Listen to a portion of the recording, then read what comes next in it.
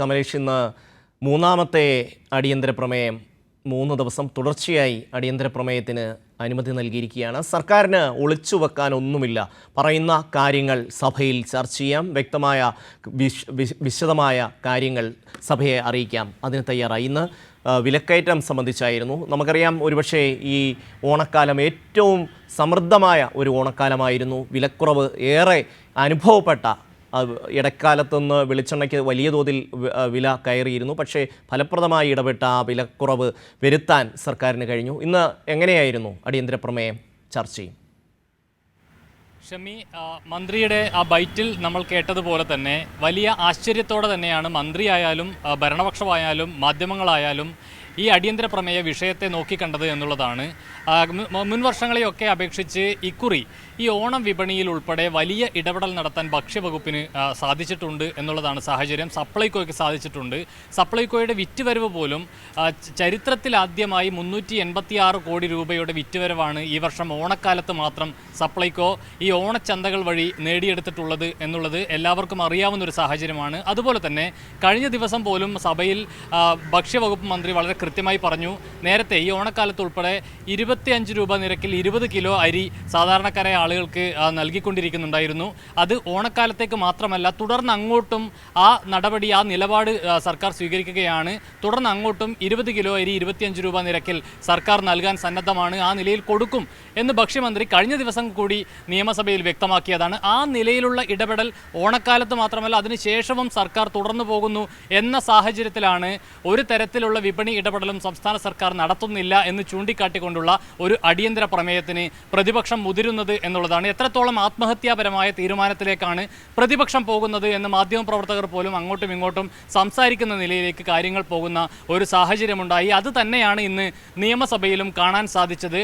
യാതൊരു തരത്തിലുള്ള ആത്മവിശ്വാസവും ഇല്ലാത്ത ഒരു പ്രമേയ അവതരണമാണ് ഉണ്ടായിരുന്നത്. അതിനുശേഷം സംസാരിച്ച പ്രതിപക്ഷ അംഗങ്ങൾക്കും കൃത്യമായി ഒരു വിമർശനം ഉന്നയിക്കാൻ, ഏതെങ്കിലും ഒരു പോരായ്മ ചൂണ്ടിക്കാട്ടാൻ കഴിയാത്ത സാഹചര്യമുണ്ടായിരുന്നു. പറയുന്ന ആളുകളെല്ലാം ഏറ്റവും പുറകിലാണ് കേരളം, ഒരു തരത്തിലുള്ള ഇടപെടലും കേരളം നടത്തിയിട്ടില്ല എന്ന് വളരെ വേഗമായി പറഞ്ഞു പോകുന്നു എന്നതിനപ്പുറത്തേക്ക് എന്തെങ്കിലും തരത്തിലുള്ള രേഖകളുടെ, കണക്കുകളുടെ പിൻബലത്തോടെ സർക്കാരിനെതിരെ എന്തെങ്കിലും പറയാൻ പ്രതിപക്ഷത്തിന് സാധിച്ചില്ല എന്നുള്ളതാണ് ഇന്ന് സഭയിൽ നമുക്ക് കാണാൻ കഴിഞ്ഞിട്ടുള്ളത്.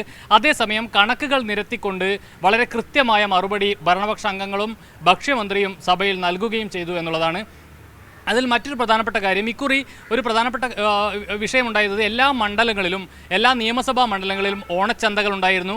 അവിടെ ഭരണ പ്രതിപക്ഷ വ്യത്യാസമില്ലാതെ LDFിൻ്റെയും UDFിൻ്റെയും ഒക്കെ MLAമാർ തന്നെയാണ് ആ ഓണച്ചന്ത ഉദ്ഘാടനം ചെയ്ത് സംസാരിക്കുന്ന സാഹചര്യം ഉണ്ടായിരുന്നത്.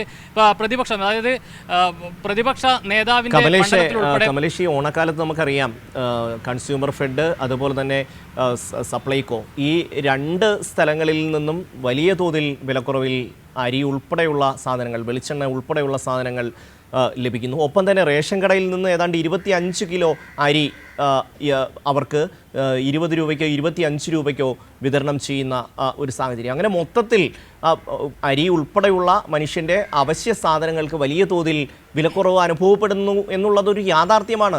ഒരു പ്രത്യേകമായ ഒരു ഇനത്തിൻ്റെ പേരെടുത്ത് അവർക്ക് സഭയിൽ ചൂണ്ടിക്കാണിക്കാൻ കഴിഞ്ഞിട്ടുണ്ടോ? ഈ ഇനത്തിന് വലിയ വിലയായിരുന്നു, അല്ലെങ്കിൽ ഇന്ന ഇനത്തിന് വിലക്കുറവുണ്ട് എന്നുള്ള ഏതെങ്കിലും രീതിയിലൊരു പരാമർശം പ്രതിപക്ഷത്തിൻ്റെ ഭാഗത്തു നിന്ന് വന്നോ? ഷമി, അത് തന്നെയാണ് അല്പസമയം മുൻപ് ഞാൻ സൂചിപ്പിച്ചത്. ഒരു തരത്തിലും കൃത്യമായ കണക്കുകൾ പറയാതെയാണ് ഒരു ആരോപണം, ആക്ഷേപങ്ങൾ പ്രതിപക്ഷം ഈ പ്രമേയത്തിലൂടെ മുന്നോട്ട് വെച്ചിട്ടുള്ളത് എന്നുള്ളതാണ് ഞാൻ സൂചിപ്പിച്ച് വന്നത്. അതോടൊപ്പം തന്നെ ഈ വിഷയത്തിൽ അരിയുടെ ഉൾപ്പെടെ വില, അതായത് 20 കിലോ അരി 25 രൂപ നിരക്കിൽ നൽകുന്നതുൾപ്പെടെയുള്ള കാര്യങ്ങൾ, അത് തുടർന്നും അങ്ങോട്ടും ആ നിലയിൽ അത് നൽകും എന്ന് തന്നെയാണ് ഭക്ഷ്യമന്ത്രി കഴിഞ്ഞ ദിവസം സഭയെ അറിയിച്ചിട്ടുള്ളത്.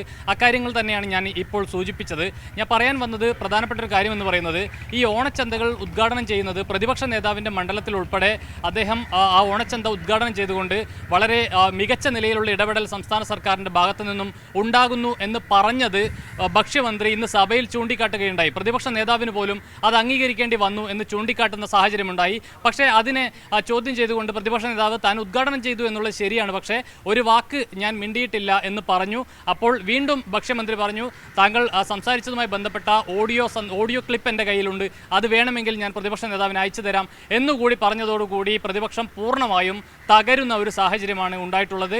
മൂന്നാമത്തെ ദിനവും, അതായത് കഴിഞ്ഞ 2 ദിവസങ്ങളിൽ നേരത്തെ പോലീസ് അട്രോസിറ്റിയുമായി ബന്ധപ്പെട്ട വിഷയങ്ങളിലും ആരോഗ്യ മേഖലയുമായി ബന്ധപ്പെട്ട വിഷയങ്ങളിലും നടന്ന ചർച്ചകൾ എങ്ങനെ പാളിപ്പോയോ സമാനമായ നിലയിൽ ഇന്ന് ഈ ഭക്ഷ്യവകുപ്പിൻ്റെ, അതായത് ഈ ഓണം വിപണിയുമായി ബന്ധപ്പെട്ട്, പൊതുവിപണിയുമായി ബന്ധപ്പെട്ട്, വിലക്കയറ്റവുമായി ബന്ധപ്പെട്ട് സംസ്ഥാന സർക്കാരിൻ്റെ ഇടപെടലില്ല എന്ന് ചൂണ്ടിക്കാട്ടിക്കൊണ്ടുള്ള ഈ അടിയന്തര പ്രമേയത്തിനും സമാനമായ ഒരു ഗതി തന്നെയാണ് ഉണ്ടായിട്ടുള്ളത്. ഈ 3-ാം ദിനവും പ്രതിപക്ഷം പാളിപ്പോകുന്ന സാഹചര്യമാണ് സഭയിൽ കാണാനായത് എന്നുള്ളതാണ് ഞാൻ സൂചിപ്പിച്ചത്. ഏതായാലും വളരെ കൃത്യമായ മറുപടി ഭക്ഷ്യമന്ത്രി സഭയിൽ നൽകുന്നു. ഈ ഓണക്കാലത്ത് വളരെ കൃത്യമായി ഇടപെട്ടു എന്നതിനപ്പുറത്തേക്ക് 1 മണി അരി പോലും കേന്ദ്ര സർക്കാർ ഈ ഓണക്കാലത്ത് സംസ്ഥാനത്തിന് നൽകിയിട്ടില്ല എന്നുള്ളതാണ്. പക്ഷേ എന്നിട്ട് പോലും കാർഡുടമകൾക്ക് അധിക അരി നൽകാൻ സംസ്ഥാന സർക്കാരിന് കഴിഞ്ഞിട്ടുണ്ട്. പക്ഷേ ഒരു വാക്കുകൊണ്ടുപോലും കേന്ദ്ര സർക്കാരിനെതിരെ പറയാൻ പ്രതിപക്ഷം തയ്യാറായിട്ടില്ല. ഒരു ഘട്ടത്തിലും അത് ചോദ്യം ചെയ്യാൻ തയ്യാറായിട്ടില്ല എന്നതുൾപ്പെടെയുള്ള കാര്യങ്ങൾ. 3-ാമത്തെ അടിയന്തര പ്രമേയ ചർച്ചയാണെന്ന് പ്രതിപക്ഷം നടത്തിയത്. കഴിഞ്ഞ 2 ദിവസങ്ങളിലും അത് വളരെ ദൃശ്യമായിരുന്നു. വഴിപാട് പോലെ വന്ന് സംസാരിച്ചു പോകുന്ന പ്രതിപക്ഷത്തെ അംഗങ്ങൾ ഉന്നയിക്കുന്ന വിഷയത്തോട് യാതൊരു ആത്മാർത്ഥതയുമില്ലാത്ത സമീപനം. അടിയന്തര പ്രമേയം എന്ന് പറഞ്ഞ് ഇന്നലെ കൊണ്ടുവന്ന അടിയന്തര പ്രമേയത്തിൻ്റെ ചർച്ചയ്ക്ക് ശേഷം മന്ത്രി മറുപടി പറയുന്ന സമയത്ത് പ്രതിപക്ഷം ഇറങ്ങിപ്പോകുന്ന കാഴ്ചയും കണ്ടു. അതിനുശേഷം പിന്നീട് ഈ അടിയന്തര പ്രമേയം എന്നുള്ള അവരുടെ പ്രയോഗം തന്നെ അർത്ഥശൂന്യമാണ് എന്ന മട്ടിൽ മന്ത്രി പി രാജീവ് പ്രതികരിക്കുന്നതും നമ്മൾ കണ്ടതാണ്. ഇപ്പോൾ കമലേഷാണ് വിശദാംശങ്ങൾ നൽകിയത്.